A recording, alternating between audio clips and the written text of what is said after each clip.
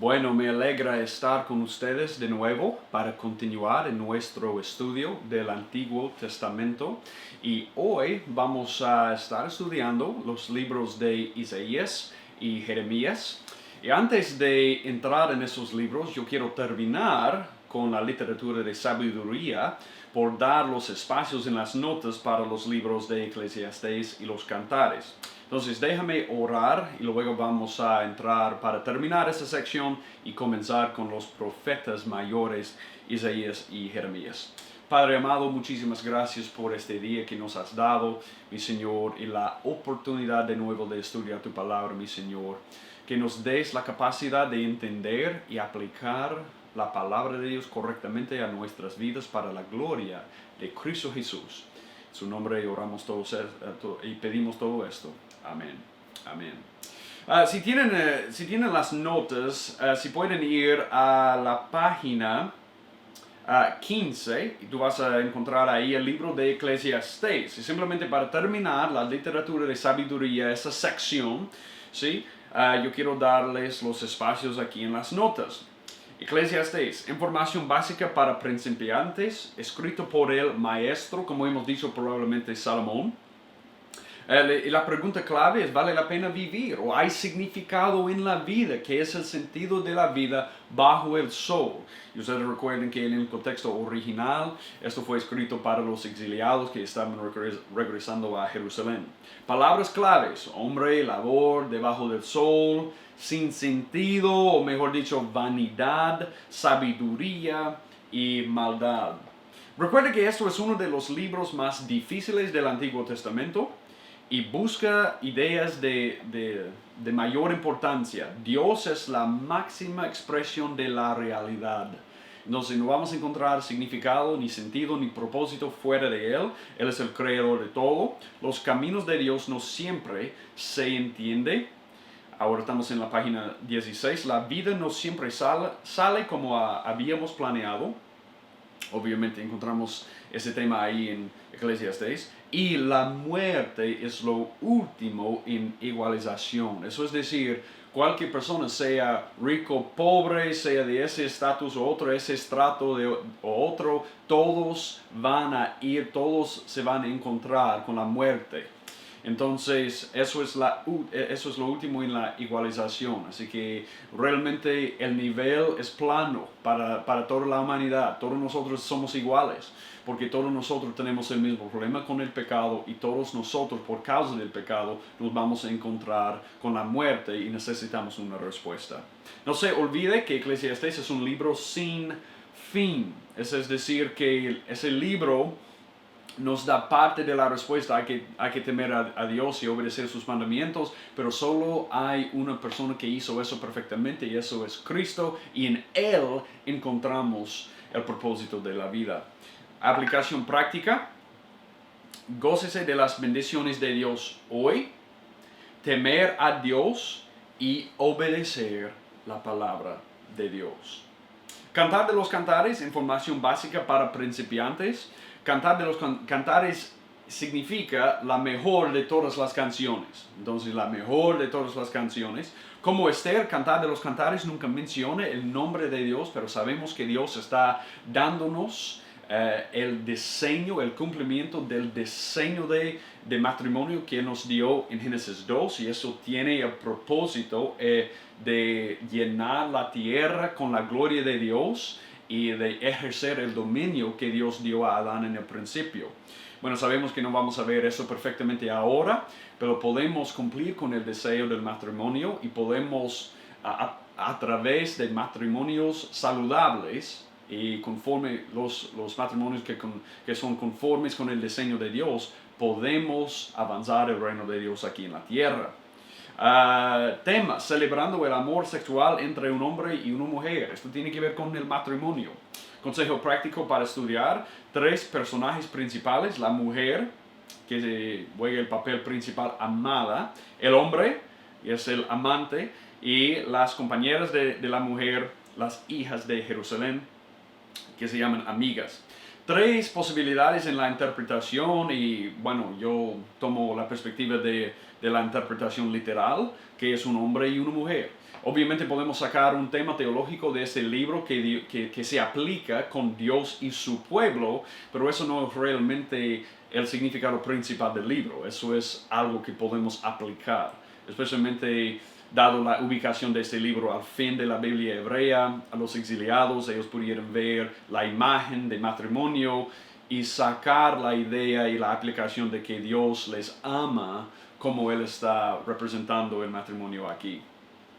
Porque ustedes recuerden que el matrimonio fue un símbolo, era un símbolo que se usaba mucho por los autores del Antiguo Testamento para describir la relación entre Dios y su pueblo.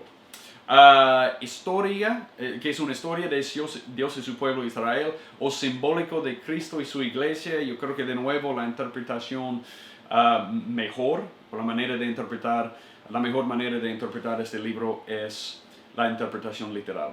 Ve el gozo y la naturaleza interminable del amor verdadero.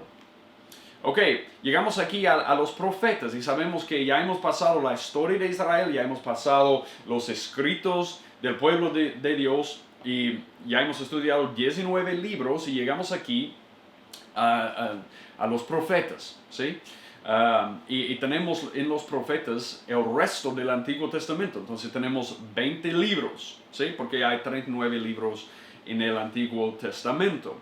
Primero yo quiero que ustedes vean que los profetas representan los comentarios de Dios sobre la historia del pueblo de Dios o la historia de Israel. Entonces eso es Dios dando sus comentarios a su pueblo a través de sus profetas. Y eso, los escritos representan la humanidad hablando a Dios, su pueblo hablando a Él. Los profetas representan mayormente Dios hablando a su pueblo, dando su comentario sobre las situaciones. Y tú puedes ver eso vez tras vez tras vez. Por ejemplo, en Jeremías 7, cuando Él dice, ustedes están diciendo que este templo es del Señor, yo estoy diciendo que ustedes están profanando mi templo. Entonces es Dios dando sus comentarios.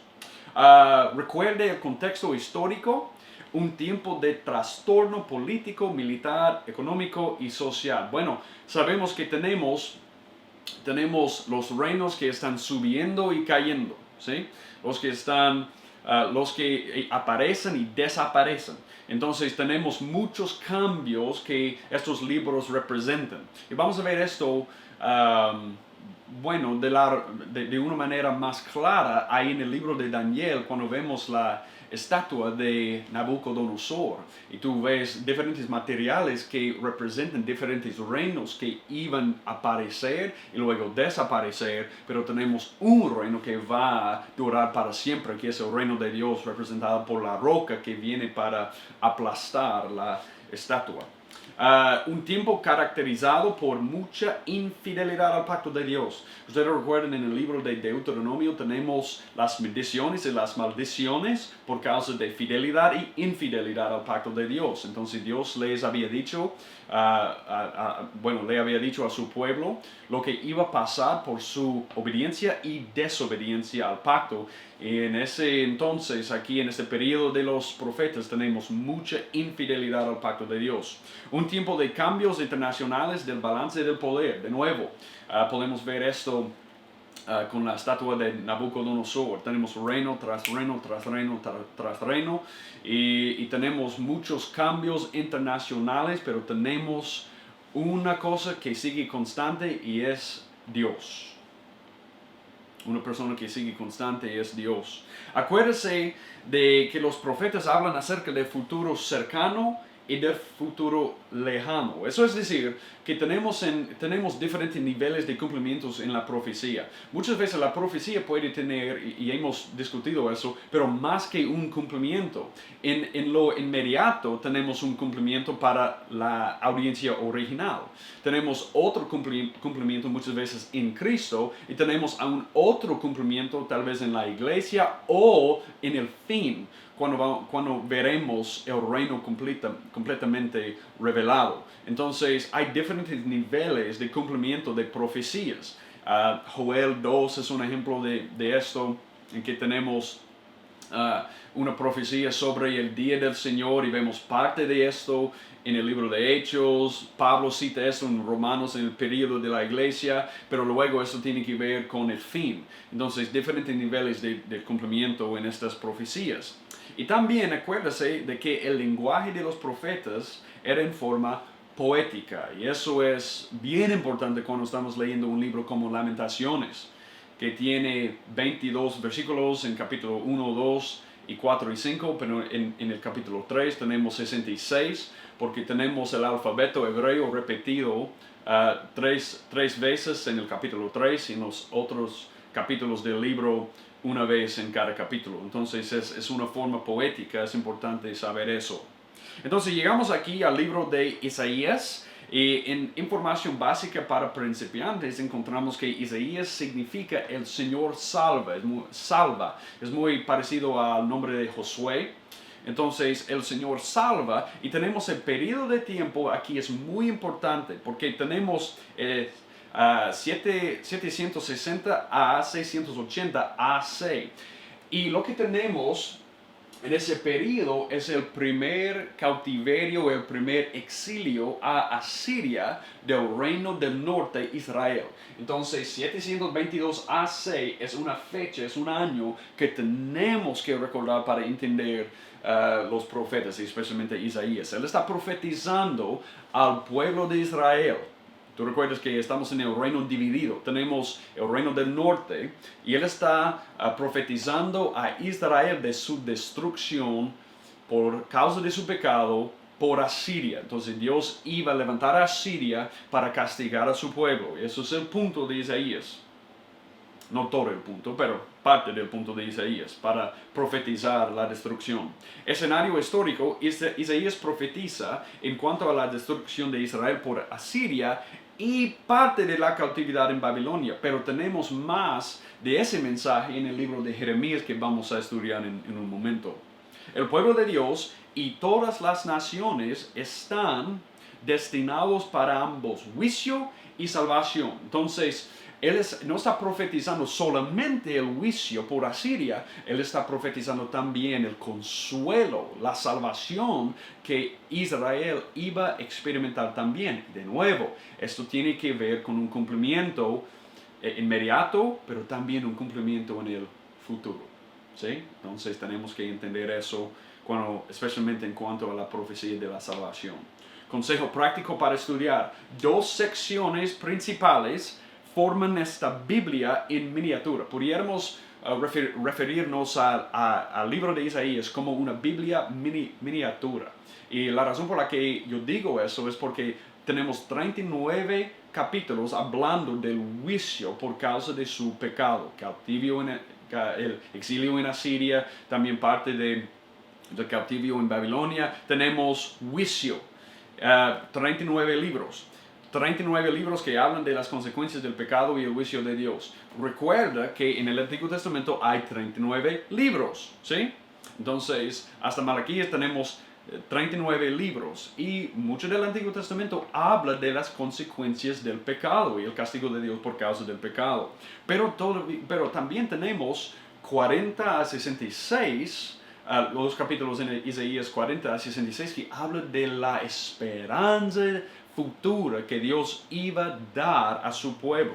27 libros que describen el siervo misericordioso y el consuelo de Dios. Y yo quería leerles parte de Isaías 40 para que tengan en cuenta lo que ellos hubieran oído como el pueblo de Dios. Después de 39 libros hablando del castigo de Dios, llegamos a Isaías 41 y dice: consolad, consolad a mi pueblo, dice vuestro Dios. Hablar al corazón de Jerusalén y decirle a voces que su lucha ha terminado, que su iniquidad ha sido quitada, que ha recibido de la mano del Señor el doble por todos sus pecados. Imagínate oír eso. Y eso es como el Nuevo Testamento, porque tenemos aquí la resolución a nuestro problema. ¿Sí? Tenemos Cristo que llegó para hacer lo que ninguna otra persona antes o después pudiera haber hecho. Él llegó para salvarnos y para darnos esperanza en Él. Entonces, Isaías representa una Biblia miniatura. Y también a la misma vez podemos ver 4 temas principales. Primero, el Señor es el Santo de Israel. El Señor es el Santo de Israel. Y por causa de su santidad, Israel es el pueblo santo del Señor. Recuerda, si tú tienes en mente Romanos 9 a 11, sabemos que no todo Israel es Israel. Entonces, cuando pensamos de Israel como el pueblo santo del Señor, tenemos en mente una profecía del pueblo de Dios que Jesús iba a crear después de su muerte y por causa de su muerte en Él. Entonces, eso también incluye la iglesia como el verdadero Israel, pero vamos a hablar de eso después en la teología bíblica y también en el estudio del Nuevo Testamento. Pero Israel es el pueblo santo del Señor. Yo quiero leer Isaías 62, Isaías 62, 12, mire esto. Y los llamarán pueblo santo. Mira lo que dice. Redimidos del Señor. Y a ti te llamarán buscada ciudad no abandonado. Eso tiene cumplimiento inmediato, pero obviamente tiene cumplimiento en Cristo. Mira, redimidos del Señor. Eso solo es posible por lo que Cristo hizo. Y Él creó un nuevo pueblo en Él de todas las naciones, el verdadero Israel. Gálatas 3, verdaderos descendientes de Abraham. Pudiéramos hablar mucho de eso. Ok, Israel es el pueblo santo del Señor. Jerusalén es la ciudad santa y monte santo. Yo quiero leer Isaías 48, 2, en que encontramos ese tema. Isaías 48:2 dice, aunque lleváis el nombre de la ciudad santa y os apoyáis en el Dios de Israel, cuyo nombre es Señor de los ejércitos, el nombre de la ciudad santa. Bueno, sabemos que ellos regresaron a Jerusalén, todavía estaban pensando que tal vez el reino iba a llegar, pero no había llegado todavía, y vemos a Cristo inaugurando el reino de Dios, y un día vamos a ver que el nuevo Jerusalén en Él, una tierra nueva, un mundo nuevo en Él, ¿sí? Que Él va a recrear por causa de lo que Cristo ha hecho. Cristo lo inauguró en su primera venida y Él lo va a completar en su segunda venida. Vamos a ver Jerusalén como la ciudad santa. El Señor está llamando a los gentiles, las naciones, a adorarle. Y este es un tema muy importante en Isaías. Mira Isaías 56, 7. Y dice, yo los traeré a mi santo monte y los alegraré en mi casa de oración. Sus holocaustos y sus sacrificios serán aceptos sobre mi altar, porque mi casa, mire esto, será llamada casa de oración para todos los pueblos. Y obviamente eso nos recuerda de lo que encontramos, por ejemplo, aquí en Apocalipsis 5:9. Mira lo que dice, digno eres de tomar el libro y de abrir sus sellos, porque tú fuiste inmolado, hablando de Cristo, y con tu sangre compraste para Dios a gente de donde toda tribu, lengua, pueblo y nación, y los has hecho un reino y sacerdotes para nuestro Dios, y reinarán sobre la tierra. Entonces tenemos una invitación a todas las naciones de unirse a Dios como su pueblo a través de Cristo, y ese es el cumplimiento de lo que vemos aquí en la profecía de Isaías. Isaías da una imagen bella de Cristo, su nacimiento, en 7:14. Ustedes recuerden lo que Isaías 7:14 nos dice sobre el nacimiento de Jesús. En un pasaje muy conocido dice, por tanto el Señor mismo os dará una señal, he aquí una virgen concebirá y dará a luz un hijo y le pondrá por nombre Emmanuel. Y vemos esto, por ejemplo, en Mateo 1, cuando Jesús nació y Dios le dio la noticia a María y José que ellos deben ponerse el nombre Emmanuel porque Él es Dios con nosotros. su nacimiento, su vida. ¿Tú recuerdas en Lucas 4, cuando ellos le dieron el rollo de las escrituras a Jesús y él abrió a la escritura Isaías 61, 1 a 2 para describir su propio ministerio, que él había llegado como el ungido del Espíritu Santo para predicar, para dar buenas nuevas a los pobres? Eso fue su misión. Sabemos de Isaías 61 que esa es la misión del Mesías, y Jesús dijo, ustedes han visto el cumplimiento hoy día, porque Él era el Mesías que había venido para dar buenas nuevas a los pobres. Su muerte, vemos esto obviamente en el pasaje en Isaías 53. Vale la pena leer parte de Isaías 53, simplemente para recordarnos de lo que dice. Dice Isaías 53 y 4. Fue despreciado y desechado de los hombres, varón de dolores, experimentado en aflicción, y como uno de quien los hombres esconden el rostro, fue despreciado y no le estimamos. Ciertamente Él llevó nuestras enfermedades y cargó con nuestros dolores, y con todo nosotros le tuvimos por azotado, por herido de Dios y afligido. Mas Él fue herido por nuestras transgresiones, molido por nuestras iniquidades. El castigo por nuestra paz cayó sobre Él, y por sus heridas hemos sido sanados. Obviamente eso tiene que ver con Jesús, y la cosa más importante que yo quiero que ustedes vean ahí es que Dios es el que afligió a Jesús, que había afligido a Jesús con nuestros dolores, transgresiones y pecado. Él lo hizo para salvarnos, fue su plan. En última instancia tenemos su resurrección ahí en Isaías 55:3. Yo voy a leer este pasaje. Es un pasaje muy conocido también, y dice, inclinad vuestro oído y venid a mí, escuchad y vivirá vuestra alma, y haré con vosotros un pacto eterno, conforme a las fieles misericordias mostradas a David. Y si tú lees el resto de Isaías 55, tú tienes otra profecía sobre la idea de nuestro Mesías.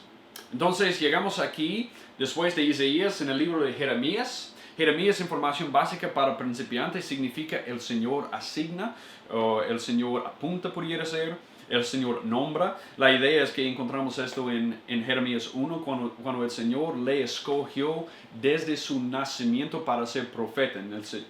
Entonces el Señor le había asignado, le había nombrado profeta desde el principio. Periodo de tiempo, 626 a 586 AC, y esto es importante porque 586 es el año en que Judá fue destruido por Nabucodonosor y Babilonia.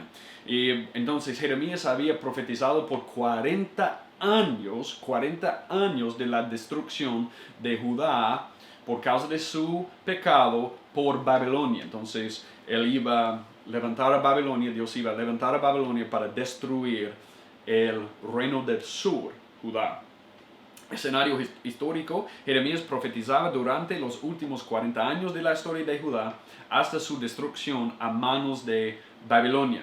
Un llamado al arrepentimiento y a volver a la lealtad del pacto con Dios. Capítulos claves tenemos 2 en Jeremías, y ustedes deben recordar que Jeremías es el libro más largo de toda la Biblia. Muchos piensan que es Salmos, realmente es Jeremías. Entonces tenemos mucho contenido aquí, pero capítulos claves tenemos Jeremías 7, el discurso del templo, en que Dios le había ordenado ponerse de pie ahí en el templo, en la puerta del templo, para predicar sobre la maldad de la gente que estaban cometido dentro del templo de Dios, ¿sí? Y tenemos el reflejo, un reflejo de eso, o el cumplimiento de eso, o una repetición de eso cuando Jesús entró en el templo y Él dio, tú recuerdas lo que Él hizo, Él limpió el templo y hablaba del templo de Dios como la casa de Dios y la casa de oración. Entonces tenemos Jeremías 7, el discurso del templo, y también Jeremías 31, el nuevo pacto. Y yo no puedo enfatizar demasiado o suficientemente, por ellos, yo debo decir, yo no puedo enfatizar suficientemente cuán importante es Jeremías 31, 30, 32 y 33. Mira esto. Esto es el nuevo pacto. He aquí, Jeremías 31, 31. He aquí vienen días, declara el Señor, en que haré con la casa de Israel y con la casa de Judá un nuevo pacto, no como el pacto que hice con sus padres el día que los tomé de la mano para sacarlos de la tierra de Egipto, mi pacto que ellos rompieron, aunque fui un esposo para ellos, declara el Señor. Este es el pacto que haré con la casa de Israel después de aquellos días, declara el Señor. Pondré mi ley dentro de ellos y sobre sus corazones la escribiré. Yo seré su Dios y ellos serán mi pueblo. ¡Wow! No tendrán que enseñar más cada uno a su prójimo y cada cual a su hermano diciendo conocer al Señor, porque todos me conocerán, desde el más pequeño de ellos hasta el más grande, declara el Señor, pues perdonaré su maldad y no recordaré más su pecado. Este es el cumplimiento del pacto abrahámico, cuando Dios dijo, yo voy a darte una promesa para ser Dios a ti, a tus descendientes después de ti, y ellos serán mi pueblo. Y aquí tenemos el pacto nuevo. Y tú recuerdas que Jesús en Lucas 22 hablaba de este nuevo pacto en su sangre. Todo esto es posible por causa de la sangre de Jesús.